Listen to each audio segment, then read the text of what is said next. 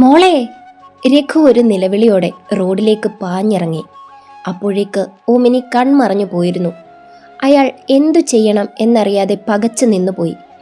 അപ്പോഴാണ് മഹിയുടെ കാർ അവിടേക്ക് ചീറിപ്പാഞ്ഞു വന്ന് ബ്രേക്കിട്ട് നിന്നത്. അയാളെ നോക്കിക്കൊണ്ട് അവൻ ഡ്രൈവിംഗ് സീറ്റിൽ നിന്നും ഇറങ്ങി. എന്താ അങ്കിൾ? ചന്തുമോളെ! നിലവിളിയോടെ പുറത്തേക്ക് പാഞ്ഞു വരുന്ന ലളിതയെ കണ്ടതും മഹി തറഞ്ഞു നിന്നു. അവനെ കണ്ടതും അവരും ഒന്ന് പകച്ചു. ആ പയ്യന് എവിടെയൊക്കെയോ തൻ്റെ സഹോദരൻ്റെ ഛായ അവർക്ക് തോന്നി. അവർ രഘുവിനെ നോക്കി. രഘുവേട്ടാ, ആരാ എൻ്റെ മോളെ പിടിച്ചോണ്ട് പോയത്? അവരുടെ നിലവിളി കേട്ടതും ശരത്തും പാറുവും ശാരദയും ഓടിയിറങ്ങി വന്നു. അങ്കിൾ! ഞെട്ടലോടെ മഹി അയാളെ നോക്കി. അതേ മോനെ, ഇപ്പോൾ ഇവിടെ ഒരു ഒമിനി വന്നു. പെട്ടെന്ന് തന്നെ മോളെ അകത്തേക്ക് വലിച്ചിട്ട് കൊണ്ട് പാഞ്ഞുപോയി. നമ്പര് പോലും കണ്ടില്ല. മഹിയേട്ടാ! ശരത്ത് വിളിച്ചതും പാറുവും ലളിതയും ശാരദയും അവനെ അമ്പരപ്പോടെ നോക്കി. ശരത്, നീ ഇവിടെ ഉണ്ടായിട്ടാണോ എൻ്റെ ചന്തുവിനിങ്ങനെ? എൻ്റെ ചന്തു എന്ന അവൻ്റെ പ്രയോഗം എല്ലാവരും ശ്രദ്ധിച്ചു. ലളിത അവനെ സംശയത്തോടെ നോക്കി. അമ്പി, ഇതാരാണെന്ന് നിനക്ക് മനസ്സിലായോ? രഘു അവരെ നോക്കിയതും ലളിത വിലങ്ങനെ തല ചലിപ്പിച്ചു. ഇത് നിന്റെ ഏട്ടൻ്റെ മകനാ, നിന്റെ ഇച്ചു. അവർ ഞെട്ടലോടെ അവനെ നോക്കി.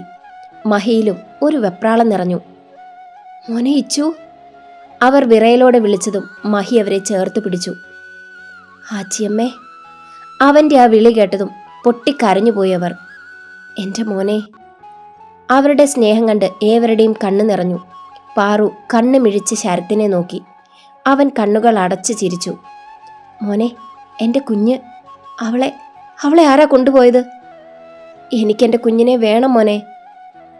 ഞാനില്ലേ ആച്ചിയമ്മേ, ഞാൻ കൊണ്ടുവരില്ലേ എൻ്റെ പെണ്ണിനെ? അങ്ങനെ ആർക്കും വിട്ടുകൊടുക്കില്ല ഞാൻ എൻ്റെ പെണ്ണിനെ. ലളിത ഒന്നും മനസ്സിലാകാതെ അവരെ മാറി മാറി നോക്കി.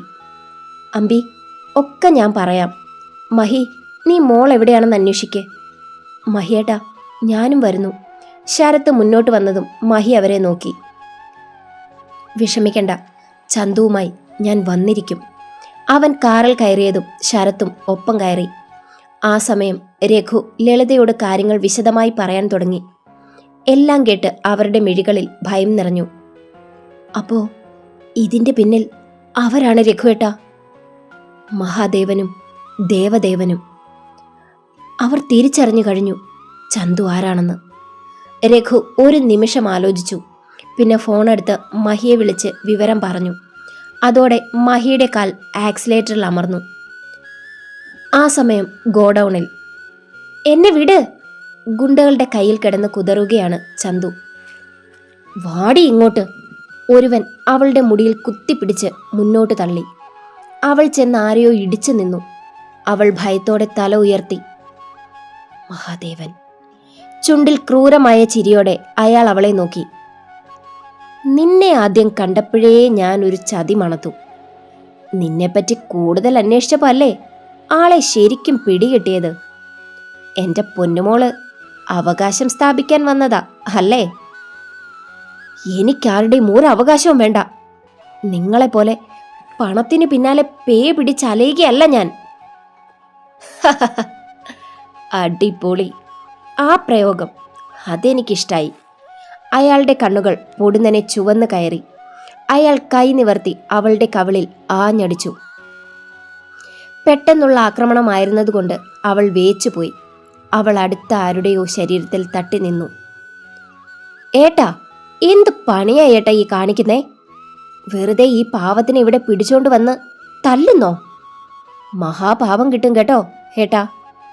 ദേവദേവന്റെ സ്വരം കേട്ടതും അവൾക്ക് മനസ്സിലായി അവർ രണ്ടുപേരും ചേർന്ന് എന്തോ കെണി ഒരുക്കിയിട്ടുണ്ട് എന്ന്. അയ്യോടി മോളെ, നിനക്ക് വേദനിച്ചോ? ഞാനൊന്നും അറിഞ്ഞില്ല കേട്ടോ. ഈ ഏട്ടനുണ്ടല്ലോ, രാക്ഷസനാ, ബുദ്ധിരാക്ഷസൻ. നിന്നെ കണ്ടപ്പോഴേ പറഞ്ഞു എന്തോ എവിടെയോ ചീഞ്ഞ് നാറുന്നുവെന്ന്. ഞാനത് വെറുതെ വിട്ടപ്പോഴും ഏട്ടൻ അതിന് പിന്നാലെ ആയിരുന്നു. നിന്റെ അടിവേര് വരെയും ഏട്ടൻ മാന്തിയെടുത്തു. അപ്പോഴല്ലേ മോളെ ഞെട്ടിക്കുന്ന സത്യങ്ങൾ അറിയാൻ കഴിഞ്ഞത്. കാര്യം നിന്റെ തള്ള പോയപ്പോൾ സാരഥി ഒരു കോപ്പും ഉണ്ടാക്കിയിട്ടില്ല. പക്ഷെ ഇന്നത്തെ അവസ്ഥ അതല്ലല്ലോ മോളെ. അവൻ ഞങ്ങളുടെ ലച്ചുവിനുള്ളതാ. ദേവു പിന്നെ അവനെ സഹോദര സ്ഥാനത്താ കാണുന്നേ. അവളെ കൊണ്ട് ഒരു ഗുണവുമില്ല. ലച്ചു പിന്നെ മിടുക്കിയ, വിചാരിച്ച കാര്യം നടത്തിയെടുക്കാൻ മിടുക്കിയ അവൾ. അതുകൊണ്ട് അവൻ മംഗലത്തീശ്വരൻ, അവനെ ഞങ്ങൾക്ക് വേണം. അവൾ അവൻ്റെതായ പിന്നെ സ്വത്തൊക്കെ ഭാര്യയ്ക്കാണല്ലോ അവകാശം. അതൊന്ന് കിട്ടിക്കഴിഞ്ഞ തന്ത പോയ അതേ വഴിയെ മോനെയും അയക്കാം. അതിൽ പിന്നെ മാറ്റമില്ല, അല്ലേ ഏട്ടാ? പിന്നല്ലാതെ അവനെ അല്ലല്ലോ നമുക്ക് ആവശ്യം. അവന്റെ പേരിലുള്ള കോടിക്കണക്കിന് സ്വത്തല്ലേ ദേവാ. എടി പൊന്നു മോളെ, ഞങ്ങളുടെ പ്ലാനിങ് തകർക്കാൻ എവിടുന്നാടി ഇപ്പൊ പൊട്ടിമുളച്ച് വന്നത്? വെറുതെ വല്ല കാര്യമുണ്ടോ കൊച്ചേ? തള്ള പോയ വഴിയെ അവിടെ എങ്ങാനും കടിച്ചു തൂങ്ങിയാ പോരായിരുന്നോ? വെറുതെ ഞങ്ങളുടെ കൈക്ക് മിനക്കേടുണ്ടാക്കാൻ ഇങ്ങോട്ട് കെട്ടിയെടുക്കണമായിരുന്നോ? ഇതിപ്പോ അൽപായുസാണല്ലോ കൊച്ചേ നിനക്ക്. എന്റെ ദേവ, നീ വെറുതെ കൊച്ചിനെ പേടിപ്പിക്കാതെ. നമ്മുടെ ദത്ത് വിളിച്ചിട്ട് എടുക്കുന്നില്ലല്ലോ. അവൻ കുറച്ചു നാളായി ആഗ്രഹിക്കുന്ന വിരുന്ന് മുന്നിൽ കിട്ടുമ്പോ അവന്റെ സന്തോഷമൊന്ന് കാണാമെന്ന് വെച്ചപ്പോ ചെക്കനെ കിട്ടുന്നുമില്ല. ഇവനിത് എവിടെ പോയി കിടക്കുവാണോ എന്തോ. എന്തായാലും മണ്ണിനടിയിൽ പോകാനുള്ളതാ. ആരെങ്കിലുമൊക്കെ സന്തോഷിക്കട്ടെന്നേ. ഛേ, നിങ്ങളൊരച്ഛനാണോ? വെറുപ്പോടെ അവൾ ചോദിക്കുമ്പോൾ മഹാദേവൻ ചിരിച്ചു. എന്താടോ ചിരിക്കുന്നേ? എന്റെ പ്രായമല്ലെങ്കിലും നിങ്ങൾക്ക് രണ്ടുപേർക്കും ഇല്ലേ പെൺകുട്ടികൾ? അവരെ ഇതുപോലെ നിങ്ങൾ നിങ്ങളുടെ മകന് കൊടുക്കുവോ? ഡീ! മഹാദേവൻ ചീറിക്കൊണ്ട് അവളെ അടിക്കാൻ കയ്യോങ്ങി. അവൾ അയാളുടെ കൈ തടുത്തുകൊണ്ട് പിന്നിലേക്ക് മാറി. തൻ്റെ ഒക്കെ കൈ തൊട്ട കുളിക്കണം. പ്രായം ഇത്രയായിട്ടും മനസ്സ് ശരിയല്ല. ആരെങ്കിലും വിയർപ്പൊഴുക്കി സമ്പാദിച്ചത് തട്ടിയെടുത്ത് സുഖജീവിതം നയിക്കാൻ ആഗ്രഹിക്കുന്ന നികൃഷ്ട ജന്മങ്ങൾ. മോൻ പറയുന്നു അച്ഛനെ കൊന്നത് അവനാണെന്ന്. അതേ അച്ഛനെ തന്നെ നിങ്ങളും കൊന്നെന്ന് പറയുന്നു. ഒരു പാവം മനുഷ്യനെ ചതിച്ചു കൊന്ന് അയാളുടെ വിയർപ്പ് സ്വന്തമാക്കാൻ കടിപിടി കൂടുന്ന വർഗങ്ങൾ. ഛേ, നിങ്ങളൊക്കെ മനുഷ്യർ തന്നെയോ? മോളെ പോലെ കാണണ്ടെന്നെ ആളുകളെ വെച്ച് തട്ടിക്കൊണ്ടു വന്നിരിക്കുന്നു. എന്തിനു വേണ്ടി? തലതെറിച്ച മകളെ എൻ്റെ ഭർത്താവായ മഹിയേട്ടനെ കൊണ്ട് കെട്ടിച്ച് സ്വത്ത് സ്വന്തമാക്കാൻ. ലജ്ജ തോന്നുന്നില്ലേ നിങ്ങൾക്ക്? അന്തസ്സായി അധ്വാനിച്ച് ജീവിക്കടോ. അതിൻ്റെ മഹത്വം മറ്റൊന്നിനുമില്ല. എടീ മോളെ, മതി നിന്റെ പ്രസംഗം. നിന്റെ പ്രഭാഷണം കേൾക്കാനല്ല ഞങ്ങളിവിടെ നിൽക്കുന്നത്. നിന്നെ എന്തു വേണമെന്ന് തീരുമാനിക്കുന്നത് ദത്ത. അവൻ നിന്നെ കൊതിച്ചിട്ടുണ്ടെങ്കിൽ എൻ്റെ മോൻ ആഗ്രഹിച്ചത് നേടിക്കൊടുക്കേണ്ടത് അവൻ്റെ അച്ഛനായ ഞാനാ. അതെൻ്റെ കടമയാണെന്ന് ഞാൻ വിശ്വസിക്കുന്നു. ഇല്ലെങ്കിൽ നിന്നെ ഇവിടെ കൊണ്ടുവന്ന ആ നിമിഷം തന്നെ നിന്റെ ജീവൻ ഞാൻ എടുത്തേനെ. നിന്റെ പ്രസംഗം കേൾക്കാനല്ല ഇത്രയും റിസ്ക് ഞങ്ങൾ എടുത്തത്. ഒളിച്ചോടിയ ശേഷം നിന്റെ തള്ള വന്നിട്ടില്ല. പിന്നെ എന്തിനാടി ചാവാനായി നീ കെട്ടിയെടുത്തത്? അതും മംഗലത്തെ സർവ്വ അധികാരി തന്നെ വേണം അവൾക്ക് ഭർത്താവായി. കാലങ്ങളോളം കരുക്കൾ നീക്കി കാത്തിരിക്കുന്ന ഞങ്ങളെ മണ്ടന്മാരാക്കാമെന്ന് കരുതിയോ നീ? ഡാ, ഇവളെ പിടിച്ച് കെട്ടിയിട്ടേക്ക്. വൈകുന്നേരം വരെ നോക്കാം. ദത്ത് വന്നില്ലേ പിന്നെ ഒന്നും നോക്കണ്ട. നാളത്തെ സൂര്യോദയം കാണാൻ ഇവളുണ്ടാകരുത്. ദേവാ, വാ പോകാം. അപ്പോഴേക്കും പിടിക്കാനാഞ്ഞ ഗുണ്ടകളെ ചന്തു എതിർത്തു തുടങ്ങി. അവൾ അവന്മാരെ അടിച്ചൊതുക്കുന്നത് കണ്ട് മഹാദേവനും ദേവദേവനും കണ്ണുമിഴിച്ചു. പെണ്ണ് കളരിയാ കേട്ടോ. നമ്മുടെ നേർക്ക് കൈ ഉയർത്താഞ്ഞത് ഈശ്വരനെ ഓർത്താകും. പക്ഷേ നമ്മൾ അങ്ങനെയല്ലല്ലോ. ഒരു ചിരിയോടെ മഹാദേവൻ അടുത്തു കിടന്ന് തടിക്കമ്പെടുത്തു. ചന്തുവിന്റെ പിന്നിൽ പതുങ്ങിച്ചെന്നയാൾ അവളുടെ തലയ്ക്ക് പിന്നിൽ ആഞ്ഞടിച്ചു. ഒട്ടും പ്രതീക്ഷിക്കാത്ത അടിയായതുകൊണ്ട് തന്നെ അവളുടെ കണ്ണിൽ ഇരുട്ട് കയറി. അവൾ തലയുടെ പിൻഭാഗം അമർത്തി പിടിച്ചുകൊണ്ട് മുന്നിലേക്ക് വീണു. എടുത്ത് കെട്ടിയിടടാ. പോഴന്മാരെ, എൻ്റെ ചെറുക്കൻ വരുന്നത് വരെയും അവളുടെ കാറ്റ് പോകാതെ നോക്കണം. ഞങ്ങൾ അപ്പുറത്തുണ്ടാകും. 2 അടിച്ചിട്ട് വരാം. അവർ പോയതും ഗുണ്ടകൾ അവളെ തൂണിൽ കെട്ടി നിർത്തി. തലയുടെ പിന്നിൽ നിന്നും രക്തമൊലിച്ചിറങ്ങി. ചുരിദാർ ടോപ്പ് നനഞ്ഞുകൊണ്ടിരുന്നു. നിമിഷങ്ങൾക്കകം വലിയൊരു ശബ്ദത്തോടെ ഷട്ടർ പൊളിച്ചുകൊണ്ട് ഒരു ഥാർ അകത്തേക്ക് ചീറിപ്പാഞ്ഞു വന്നു. മൂലയിൽ വട്ടം കൂടിയിരുന്ന ഗുണ്ടകൾ 4 പാടും ചിതറി. ജീപ്പ് റൈസ് ചെയ്തു. അതിൽ നിന്നും അഗ്നി, വിക്രം, ശരത്, മഹി എന്നിവർ ചാടിയിറങ്ങി. തൂണിൽ കെട്ടിയിട്ടിരിക്കുന്ന ചന്തുവിനെ കണ്ടതും മഹിയുടെ കണ്ണുകൾ നിറഞ്ഞു. ചന്തു! ഒരലർച്ചയോടെ അവൻ അവളുടെ അരികിലേക്കോടി. അവൻ്റെ മുന്നിൽ 2 ഗുണ്ടകൾ തടസ്സം സൃഷ്ടിച്ചു. മഹി സർവ്വദേഷ്യത്തോടെ അവരെ ഇടിച്ചു തെറിപ്പിച്ചു. അവൻ അവൻ്റെ പെണ്ണിനെ രക്ഷിക്കണം എന്ന് മാത്രമായിരുന്നു അപ്പോഴത്തെ ചിന്ത. അവളുടെ ഇറ്റു വീഴുന്ന രക്തം അവനെ ഭ്രാന്തനാക്കി. മുന്നിൽ തടസ്സം നിന്ന സകലരെയും അവൻ ക്രൂരമായി ഇടിച്ചു, രക്തം ചീറ്റിച്ചു. അവൻ്റെ കണ്ണുകളിൽ അഗ്നി എരിഞ്ഞു. ഇച്ചു, നീ ചന്തുവിനെ നോക്ക്. ഇവന്മാരെ ഞങ്ങൾ നോക്കിക്കൊള്ളാം. അഗ്നി വിളിച്ചു പറഞ്ഞതും വിക്രം, ശരത് എന്നിവർ മുന്നോട്ട് കുതിച്ചു. പിന്നാകെ ബഹളമായിരുന്നു. നിലവിളികൾ ഉയർന്നു, പൊടിപടലം ഉയർന്നു. വിക്രം പാഞ്ഞു നടക്കുകയാണെങ്കിൽ അഗ്നി പറന്ന് നടക്കുകയാണ്. ശരത്തും ഒട്ടും മോശമല്ല. അവൻ്റെ വേഗത വിക്രമിനെ പോലും അമ്പരപ്പിച്ചു. നിമിഷങ്ങൾക്കുള്ളിൽ ഗുണ്ടകളെ കൂട്ടമായി മൂലയിൽ കൂട്ടിയിട്ടുകൊണ്ട് അഗ്നിയും കൂട്ടരും തിരിഞ്ഞു. ഇച്ചു, നീ അവളെയും കൊണ്ട് ജീപ്പിൽ കയറിക്കോ. എനിക്ക് വേണ്ടപ്പെട്ടവർ ഇവിടെ ഉണ്ട്. ഒന്ന് കാണാതെ പോയാ ശരിയാകില്ല. വിക്രം. Yes boss. അഗ്നി മുന്നോട്ട് നടന്നു, ഒപ്പം വിക്രവും. എന്നാൽ ആ സമയം മഹി നിറഞ്ഞ കണ്ണുകൾ തുടയ്ക്കാൻ നിൽക്കാതെ ചന്തുവിൻ്റെ കെട്ടഴിക്കാൻ ശ്രമിക്കുകയാണ്. കൈകൾ വിറയ്ക്കുന്നത് കാരണം അവൻ അതിന് കഴിയുന്നില്ല. മഹിയേട്ടാ, ഞാൻ. ശരത്ത് മുന്നോട്ട് വന്ന് കെട്ടിൽ കൈവച്ചു. അതോടെ മഹി ചന്തുവിൻ്റെ കുനിഞ്ഞ മുഖം കൈകളിലെടുത്തു. എന്തിനാ എന്നോട് പറയാതെ പോയത്? എങ്ങോട്ടാ പോയതെന്നറിയാതെ ഞാൻ തുടിച്ചു പോയി.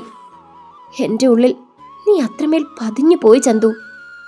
എനിക്കിനി നീ ഇല്ലാത്തൊരു നിമിഷം പോലും ജീവിക്കാൻ കഴിയില്ല. അവളുടെ അടഞ്ഞ കണ്ണുകളിൽ അവൻ പ്രണയത്തോടെ ചുംബിച്ചു. അവളുടെ തളർന്ന മുഖം രക്തമൊഴുകി പടരുന്നു. ശരത്, എൻ്റെ ചന്തു. വേദനയോടെ കണ്ണുകൾ നിറച്ച് അവൻ സർവവും തകർന്നവനെ പോലെ നിൽക്കുന്നത് കണ്ടതും ശരത്തിൻ്റെ കണ്ണുകളും നിറഞ്ഞു.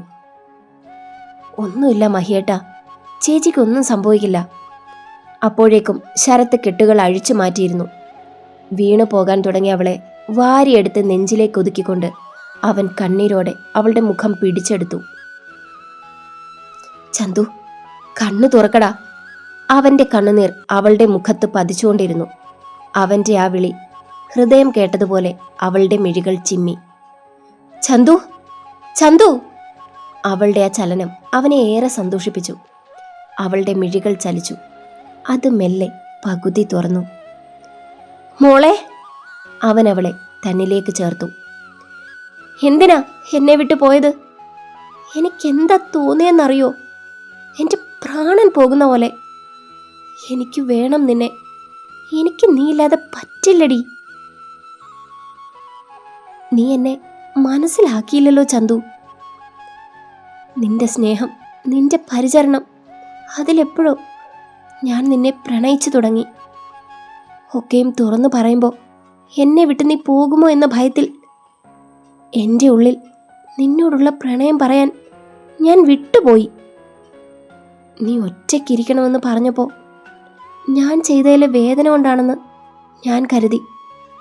പക്ഷേ നീ എന്നെ വിട്ടുപോകാൻ തീരുമാനം എടുക്കുമെന്ന് കരുതിയില്ലടി.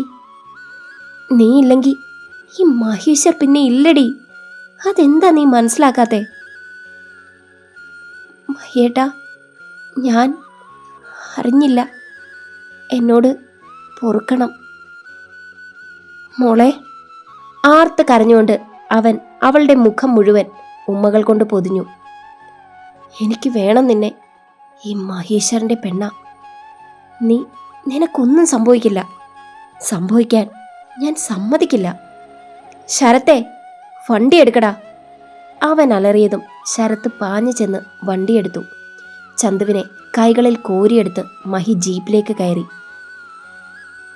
അഗ്നി, നീ വിട്ടോടാ, എനിക്ക് കുറച്ച് പണിയുണ്ട്. അഗ്നിയുടെ ശബ്ദം കേട്ടതും ശരത്ത് വണ്ടി പായിച്ചു.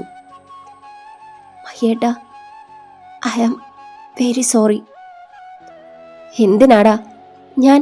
ഞാനല്ലേ നിന്നോട് തെറ്റ് ചെയ്തത്? എന്നിട്ട് നീയോ എന്നെ സ്നേഹിച്ചിട്ടല്ലേ ഉള്ളൂ. വെറുതെ പേരിന് സ്വയം ഇട്ട താലി അതിൻ്റെ പവിത്രതയോടെ മുറുകെ പിടിച്ചില്ലേ നീ? ഒരു ഭാര്യയുടെ കടമയോടെ എന്നെ പരിപാലിച്ചില്ലേ? എനിക്കതിൽ കൂടുതൽ ഒന്നും വേണ്ട ചന്തു. എന്നോടൊപ്പം എൻ്റെ മരണം വരെയും ഉണ്ടായാൽ മാത്രം മതി. നീ എന്നെ വിട്ടു പോകാൻ തീരുമാനം എടുത്തു എന്നറിഞ്ഞപ്പോൾ ഓടി വന്ന് 2 എണ്ണം പൊട്ടിച്ച് തൂക്കിയെടുത്തു കൊണ്ടുവരണമെന്നാ കരുതിയത്.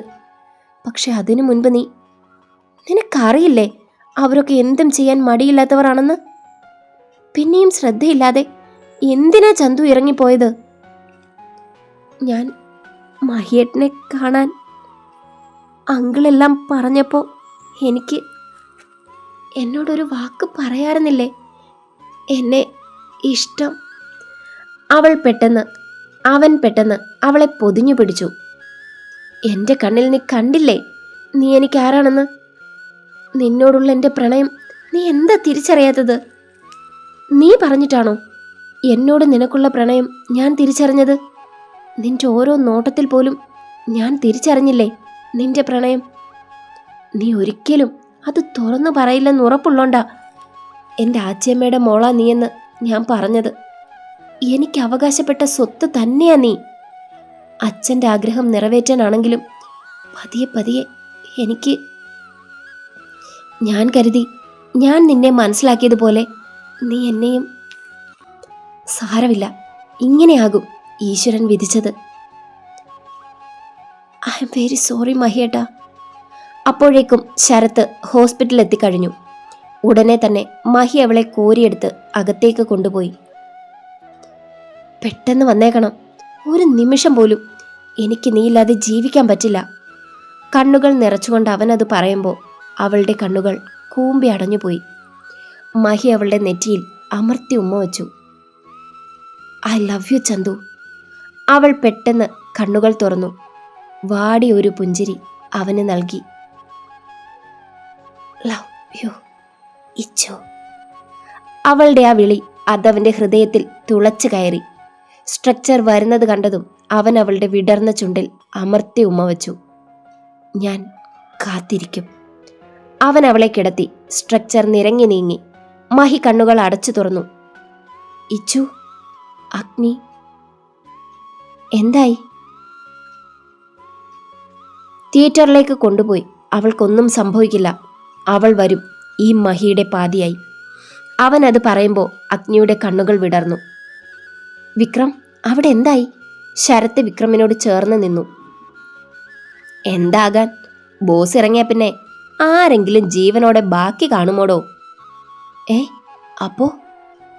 അപ്പവും അടയൊന്നുമില്ല. പെൺപിള്ളേരെ കരുവാക്കുന്ന ഒരുത്തനും സെക്കൻഡ് ചാൻസ് ഇല്ലടോ. ഈ നിമിഷം കൊണ്ട് തന്നെ ഗോഡൗൺ തീപിടിച്ച ന്യൂസ് കാട്ടുതീ പോലെ പടർന്നു കാണും. നീ ആ ന്യൂസ് ഒന്ന് വച്ചേ. വിക്രം അത് പറയുമ്പോൾ ശരത്ത് ഫോണെടുത്ത് ന്യൂസ് ഓണാക്കി. ബ്രേക്കിംഗ് ന്യൂസ് കണ്ട ശരത്ത് ഞെട്ടലോട് അഗ്നിയെ നോക്കി. മഹിയെ ചേർത്ത് പിടിച്ച് നിൽക്കുന്ന അവൻ്റെ മുഖം അപ്പോൾ കടൽ പോലെ ശാന്തം.